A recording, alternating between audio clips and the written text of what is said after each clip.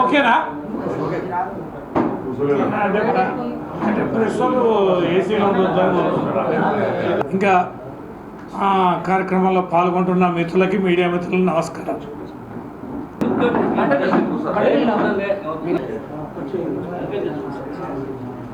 మీ అందరు కూడా నమస్కారం తెలియవస్తా ఉన్నా.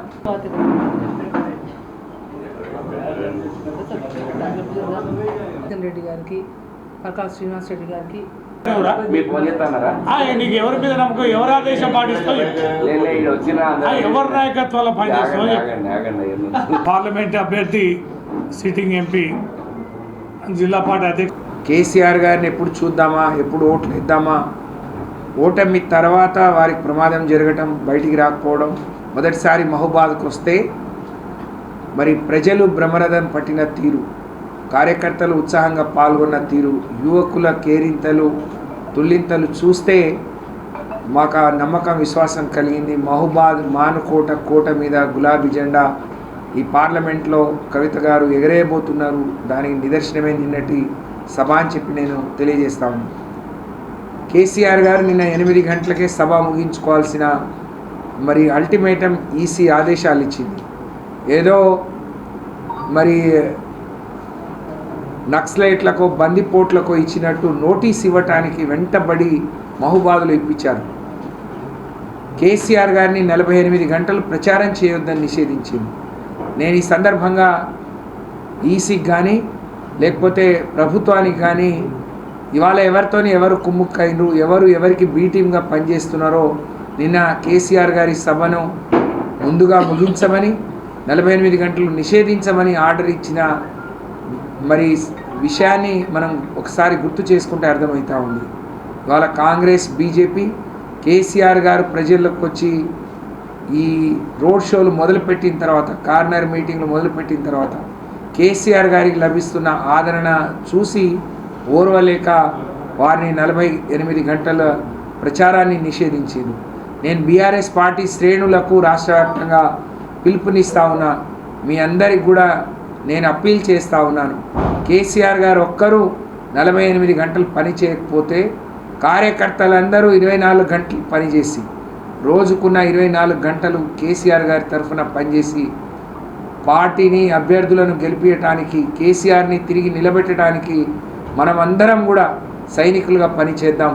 కేసీఆర్ గారు 48 గంటలు బయటికి రాకపోతే మనమంతా 96 గంటలు ఎక్కువ కష్టపడదాం. ఆ విధంగా పనిచేయాలని చెప్పి నేను విజ్ఞప్తి చేస్తూ, ఈ పార్లమెంట్ ఎన్నికల్లో మొదటిసారి ముఖ్యమంత్రి అయి ఈ ప్రాంతానికి ఒక ముఖ్యమంత్రి వస్తే గంటన్నర ఎదురు చూస్తే కానీ 10,000 మంది 5,000 మంది జమ కాలేదు. కానీ ఓడిపోయి ఒక మాజీ ముఖ్యమంత్రి వస్తే ప్రజలు బ్రహ్మరథం పట్టిన తీరు చూస్తూ ఉంటే కేసీఆర్ గారిని ఏ విధంగా ఓన్ చేసుకుంటున్నారు, ఏ విధంగా వారు మళ్ళీ తిరిగి కావాలి, రాజకీయంగా మా ప్రజల ఆకాంక్ష తీర్చినవాడు, ప్రజల అవసరాలు చూసినవాడు, ప్రజలు సంతోషంగా ఉండాలని అన్ని వర్గాలకు మేలు చేసిన కేసీఆర్ గారు రావాలని ఎంత గొప్పగా ఎదురు చూసిందనే దానికి మహబూబాద్ సభ ఒక నిదర్శనం అని చెప్పి నేను ఈ సందర్భంగా తెలియజేస్తూ, నిన్నటి షోలో ఏదైతే నేను అనుకుంటే ఇప్పటి వరకు ఇన్నేళ్ల చరిత్రలో కూడా ఏ పార్టీలు మీటింగ్ పెట్టినా నిన్న కేసీఆర్ గారి రోడ్ షో అయితే మానుకోటలో బీఆర్ఎస్ పార్టీ తరఫున నా తరఫున నన్ను ఆశీర్వదించడానికి వచ్చిన ఏదైతే ప్రజలు ఉన్నారో, ప్రత్యేకంగా ఎక్కువ సంఖ్యలో 90% మంది యువత అందరూ పాల్గొనరో, అటువంటి ర్యాలీ నిజంగా నా భూతో నా భవిష్యత్ కావచ్చు. ఇక ఇటువంటి ర్యాలీ ఏమన్నా చేయగలుగుతారో లేదు, అది కేసీఆర్ గారి మీద ఉన్న అభిమానం. దాంతో నేను మనస్ఫూర్తిగా మన డోర్నాకల్ నియోజకవర్గం నుంచి వచ్చారు, మాన్కోట నియోజకవర్గం నుంచి వచ్చిండ్రు, నర్సంపేట నుంచి వచ్చిండ్రు. ఈ ఇల్లందు అయితే ఇల్లందు టౌన్ నుంచి మన అనంతారం వరకు కూడా అయితే బయ్యారం వరకు వాళ్ళు ఇల్లందు కాన్స్టిట్యూన్స్ వాళ్ళు ఎవరు చేరుకోలేకపోయారు. ఎక్కడిదక్కడ వాళ్ళు ఆ గ్రామాల దగ్గర ఆగిపోవడం, వాళ్ళు ఇటు ఈ మీటింగ్కి హాజరు కావాల్సిన కేసీఆర్ గారు చూసినాక అక్కడక్కడ ఈ ఎండకే కావచ్చు అక్కడ ఆగిపోయినప్పటికీ ఇక్కడ ఇంత పెద్ద మొత్తం అంటే సందు లేకుండా అసలు చూస్తే ఆశ్చర్యపడేంత విధంగా కూడా జనాలందరూ కూడా స్వచ్ఛందంగా వచ్చి ఒక ఆడబిడ్డను ఆదరించడానికి ఈ పెద్ద సంఖ్యలో వచ్చినందుకు పేరున ప్రతి ఒక్కరికి వాళ్ళకందరికీ పాదాభివందనం తెలియపరుస్తా ఉన్నాం మీ అందరి తరఫున. నిన్నటి సభతో చాలామంది కూడా ఇతర పార్టీ వాళ్ళు కూడా చాలామంది ఫోన్ చేసి నిన్నటి సభ ఏదైతే కేసీఆర్ గారి ర్యాలీ ఉందో దీంతోనే మీ గెలుపు నిర్ణయం అయింది అని చెప్పేసి అందరూ చెప్తూ ఉంటే నిజంగా చాలా సంతోషం ఉంది. కానీ మేము దాంతోనే ఏం ఇది కావట్లేము. దాన్ని ఒక ఆత్మస్థైర్యాన్ని పెట్టుకుంటూ ఇంకా ముందుకెళ్తాం. 10 రోజుల్లో కార్యకర్తలు ఇంకా కేసీఆర్ గారు రాకతోటి ఇంకా ఉత్సాహం పెరిగింది. నిన్న మీరు చూశారు కేసీఆర్ గారు మాట్లాడుతూ పలుమార్లు కొద్దిగా మాట్లాడకండి అంటే మీకు స్పష్టంగా వినపడదు, మైక్స్ క్లియర్ వినపడని చెప్పి పలుమార్లు వారు చెప్పినా కూడా ఎవ్వరు కూడా ఆగకుండా వాళ్ళ ఉత్సాహాన్ని వాళ్ళ ఉత్తేజాన్ని క్లియర్ కట్గా అంటే చూపించారు.